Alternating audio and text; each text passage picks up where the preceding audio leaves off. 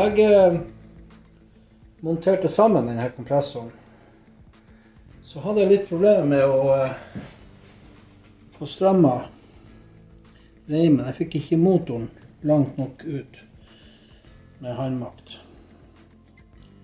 Så det jeg tenker er at da må man lage til en stramordning her nede.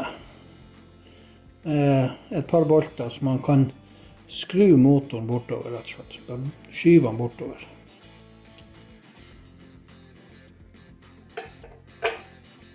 Planen var egentlig å bruke en skøytemutter, en gjengestang, 12 mm, og en mutter som jeg sveiser bak på gjengestangen. Og så rett og slett bare sveiser den fast ned på anlegget. Men for det første så går jo gjengestangen under motoren, og for det andre så kommer man ikke til å skru. Man vil ikke få rundt mutter for at den går ned i anlegget. Så da var jo planen da å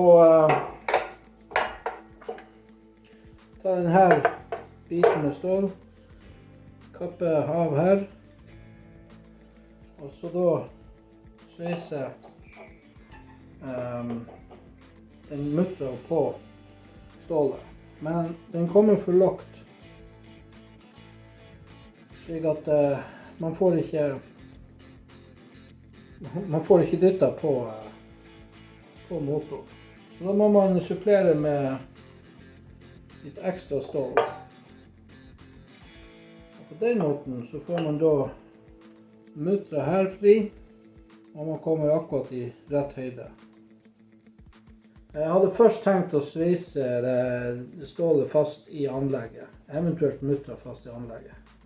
Men nå så kan jeg jo sveise sammen de her, punkte de sammen, de to stålbitene, bore hold i dem, og så da lage et par hold her i anlegget, lage gjenger i dem, og rett og slett skru det fast. På den måten så kan man ta det bort når man ikke har bruk for det. Her er jo bare noe gammelt skrapstål. Men ta vare på gammelt skrapstål, det betaler seg bestandig.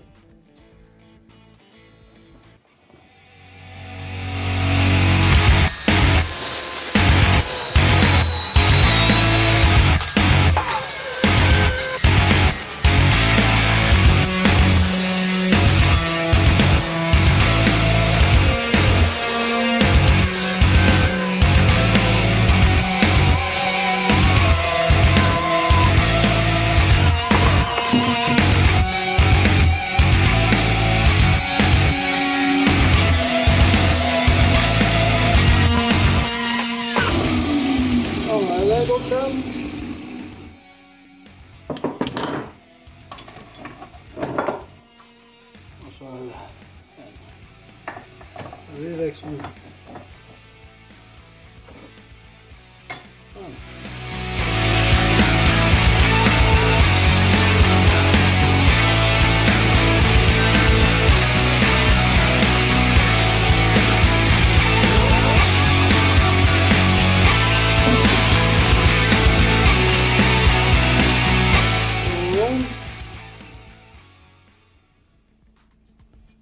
Trenger jo ikke være a beauty contest.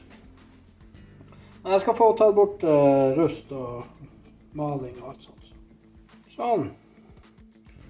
Så har vi den her. Og så legger vi den oppå. Sånn. Og så her på, der som holdene er, de ytterste holdene, setter jeg da en skøytemutter. Og så lager jeg da i de holdene, de da å bruke til å skru fast i anlegget på kompressoren.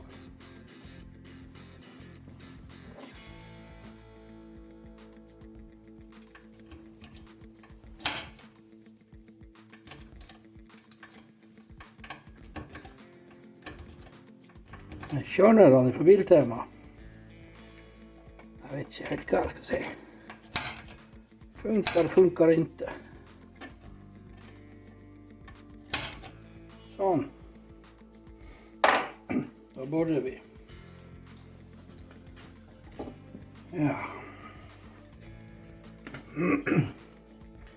Då får vi bara pröva oss fram här. Med lite dåliga borrar.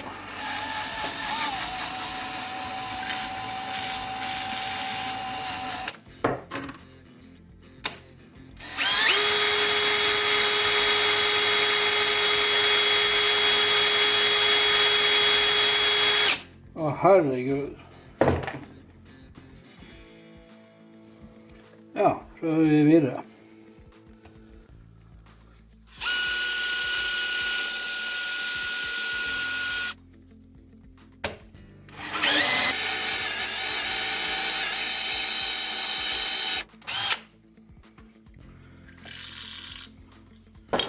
Så da ligger det bare det her.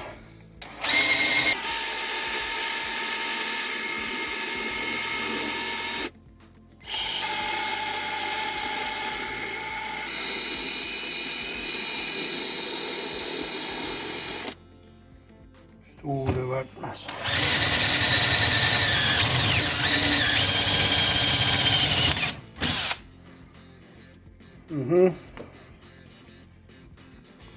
Det går nog gjennom, ikke annet.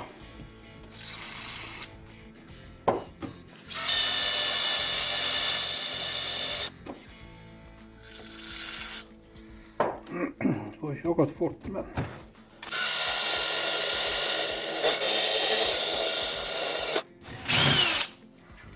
Sånn. Bytt ut.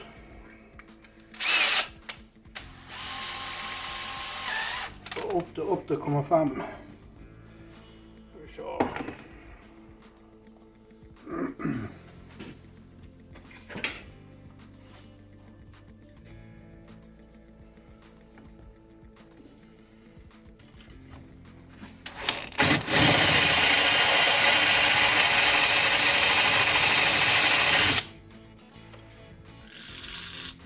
Ja, hva du vil også. Nå går det så meget bedre. Yep. Jinx det vest. Sånn.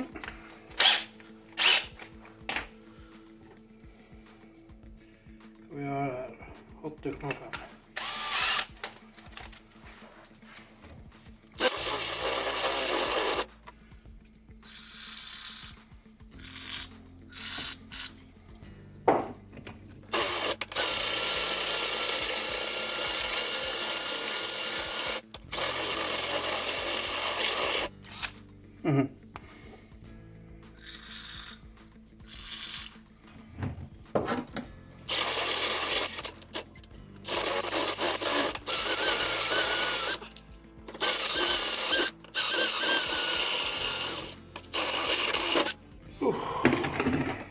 Äntligen. Sånn, da har man fått bare hold. Da blir det slik. Og så skrus det ned i anlegget.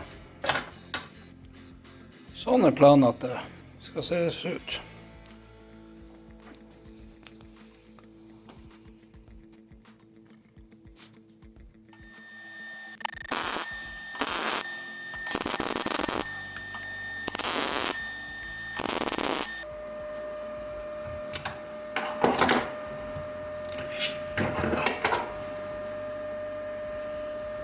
Jeg vil se om det ble beint, og det ble det jo selvfølgelig ikke.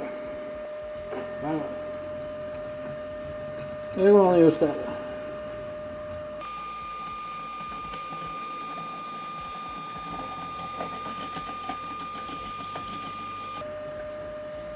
Der.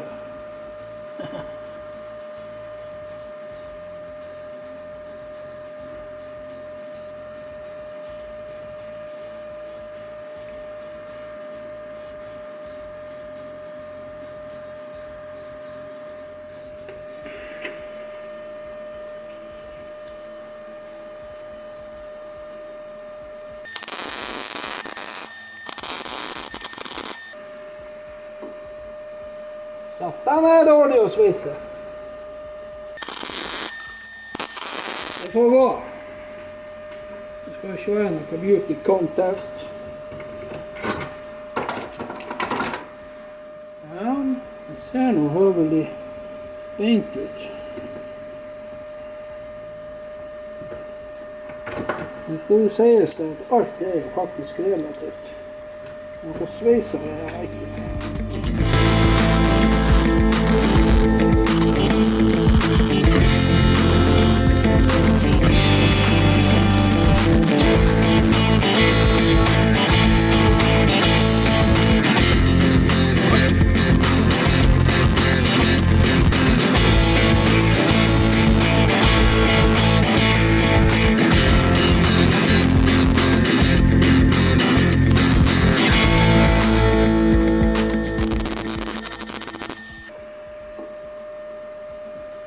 Sånn. Nå skal vi bare la det der få lov å kjøle seg ned. Som sagt, noe sveiser er jeg ikke. Men det duger. Ja, nå når man har holdt på her og sveist, så er det jo ganske viktig å passe på at ikke det blir brann eller noe sånt, og den observante seer har sikkert sett at jeg har tregolv. Så med tregolv så kan jeg jo fort fatte med fyr. Så jeg blir nå å stå og brannvakt en stund. En liten time. Ja, da har vi fått kjørna der som holdene skal være til den her. Jeg begynner å borre.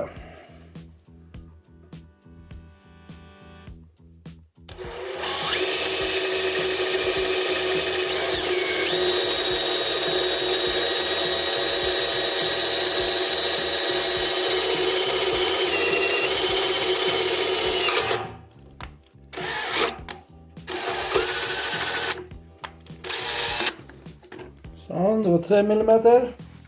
Den borren jeg brukte nå, det var en dormerbor.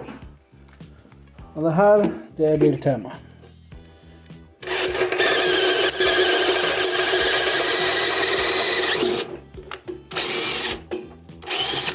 Sånn.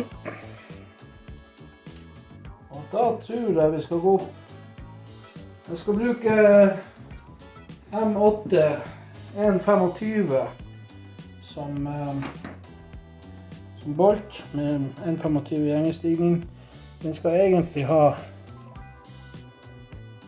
6,70 som bor, men den her er 6,91, så det får duge. Jeg har ikke noe annet, så jeg bare håper at han klarer seg den her. Her er også Biltema.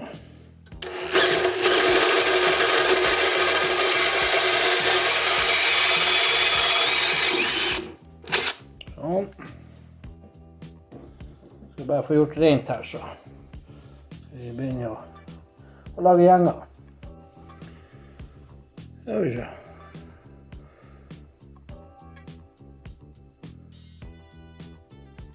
En 25. Det er gammel gjennomverktøy som jeg har arvet etter faren min. Det er litt røstet og sånt. Men jeg tror det her tilhørte et ganske dyrt sett. Men det skal jeg la være usagt.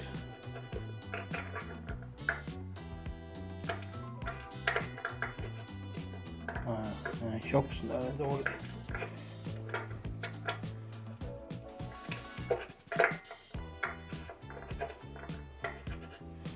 Og bare plages med det.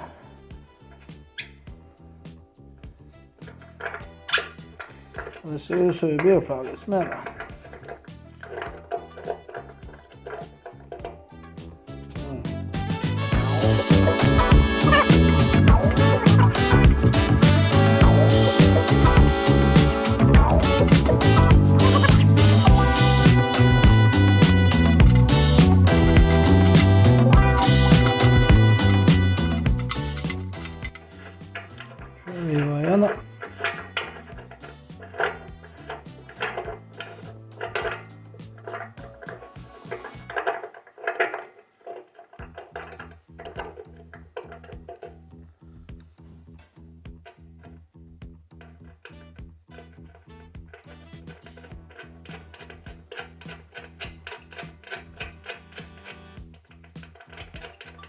litt slakk.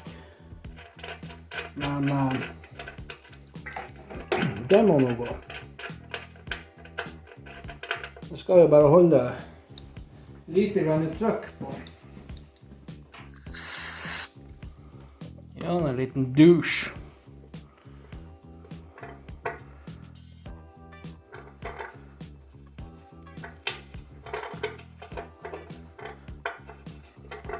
Her synes jeg er fint å holde på med. Lage noe. Ikke bare den i butikken når man trenger.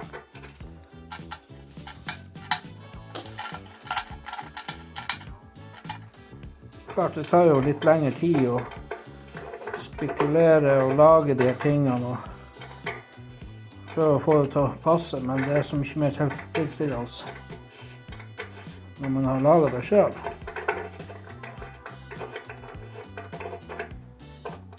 I stedet for å, som sagt, renne på nærmeste butikk og kjøpe de delene man trenger. Det å lage sitt eget, det er liksom fryktelig utdannende rase. Sånn.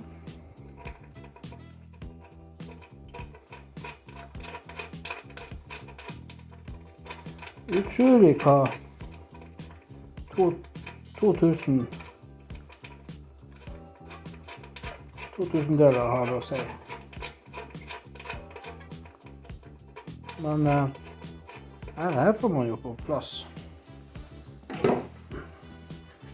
Så det går jo bra.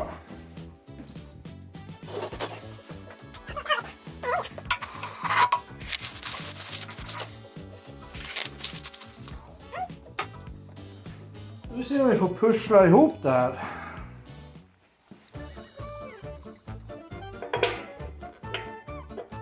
Furu og sånn.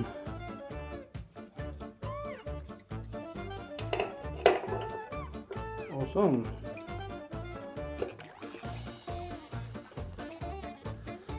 Kan det ligne på det, eller var han kanskje andre veien der?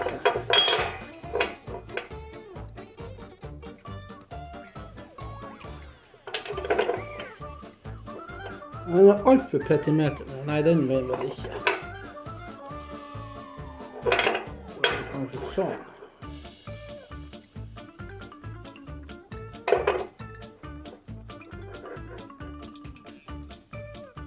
Der tror jeg vi har den.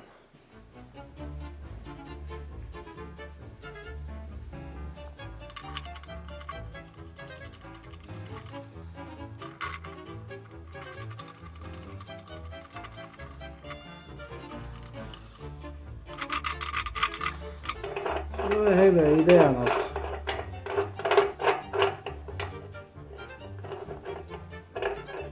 man presser mot her.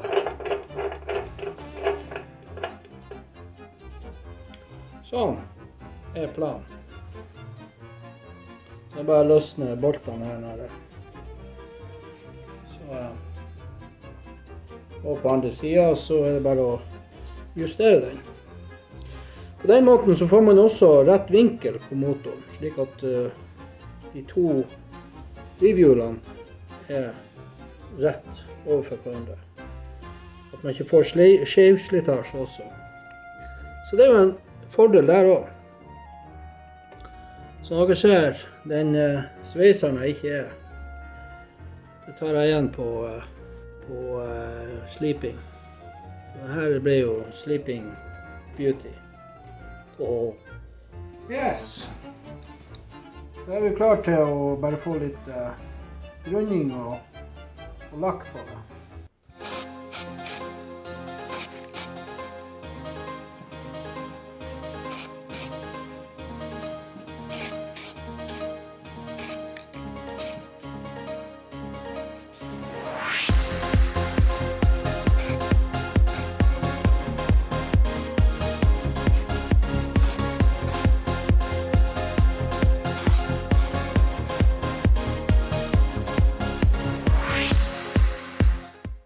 Før vi strammer reimen, så skal vi se om reimen stemme overens her, som her. Sånn, når man kikker på det, så ser det ut som det. Så det stemmer.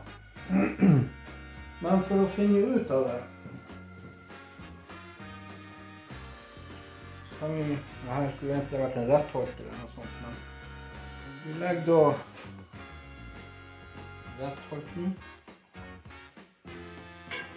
på det her hjulet. Og så måler vi ut ifra kanten av reima. Her er ca. 2,4. Og så gjør vi det samme på midten. 2,5. Samme her nede med reima 2,6. Så denne motoren skal ca. 1 millimeter ut den veien. For å gjøre det litt lettere for seg selv, så kanskje man holder den opp sånn.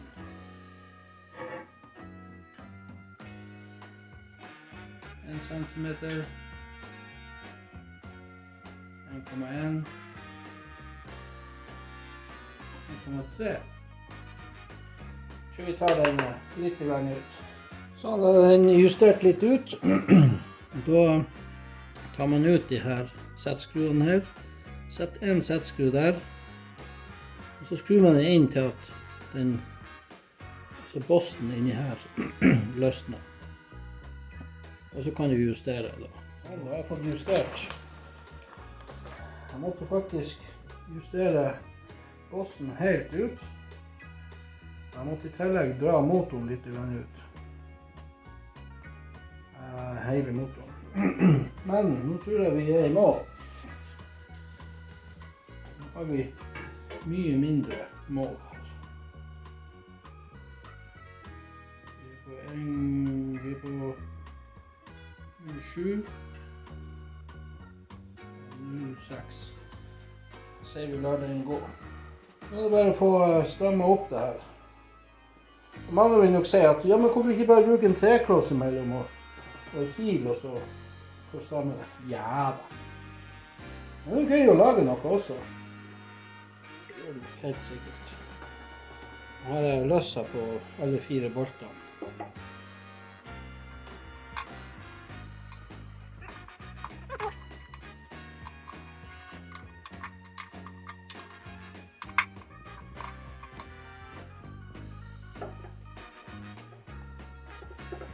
Litt fersk lakk. Det er lett å lage merker og ødelegge.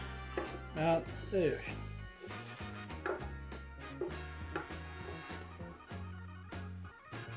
Her begynner det å nærme seg noe. Det heter seg det at man skal presse ned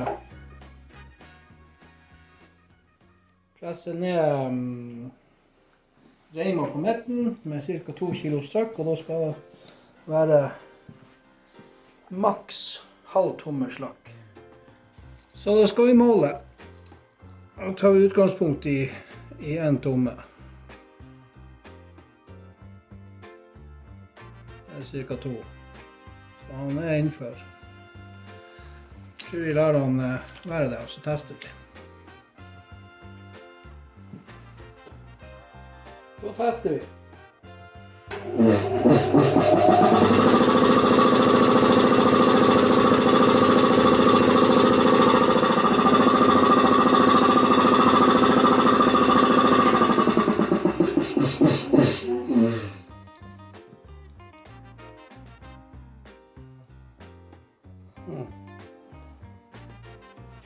Så la den gå litt til før jeg eventuelt etterstemmer den. Det var litt slakk, men det var akkurat på grensa i så tilfelle. Jeg tror det går bra. Ja, da ser det ut for at man fikk det til det her. Mulig jeg kanskje setter på en mutter her bare for å låse den. Jeg tror ikke det skal være nødvendig, men det kan jo være greit, for sikkerhets skyld. Det er bare at man får plass til det. Nei, det gjør man altså ikke. Du må eventuelt stoppe mutteren og komme på baksiden her. Ja, ja. Jeg tror ikke det er nødvendig. Tja, jeg må få utrettet noe. Jeg måtte forresten skimse opp under her. For det ble litt for lavt her borte, slik at gjengestanga kom borti festet for motoren her borte. Så litt sånn modifikasjoner along the way, men alt i alt så synes jeg det ble greit. Da er det bare å hive seg på neste prosjekt. Men hvorfor alt det her styret med å stramme reimen og alt? Jo, blir reimen for slakk, så vil de komme til å skli på reimhjulene. Det vil gi slitasje. De slites mye fortere. I tillegg så kan du få sånn hyling, en typisk viftereimlyd. Fryktelig ubehagelig å høre på i lengden. Og strammer du det her for mye, så vil da de her akslingene vil komme da til å bli presset litt mot hverandre. Og over tid så vil det føre til at du får en liten skjevhet i dem, som igjen vil føre da til at hjullagrene inn i motoren og inn i pumpa her ryker mye fortere enn nødvendig. Så det er greit å få det justert. Klart, de her beltene de er noen år gamle. Jeg vet ikke hvor gammel, men det blir jo holde noen år til, så de er jo begynt å gå litt i oppløsning. De er litt morken. Gummi er jo gummi, så her blant annet så er det morkent. Så alt i alt så er det greit å passe på de tingene der. Da varer pumpa og motoren mye lenger.